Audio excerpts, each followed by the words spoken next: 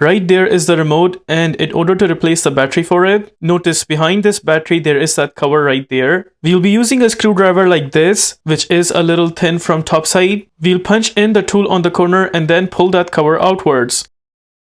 There you see some space created. Now we will just pull out the cover completely. Just like that. Behind there is that battery right there. Notice there is a position right there.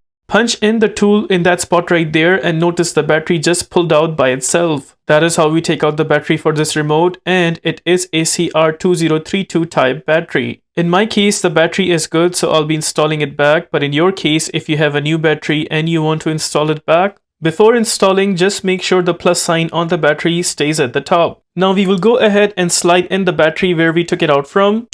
We make sure it's completely in, and once it's completely in, then we will go ahead and put back this cover.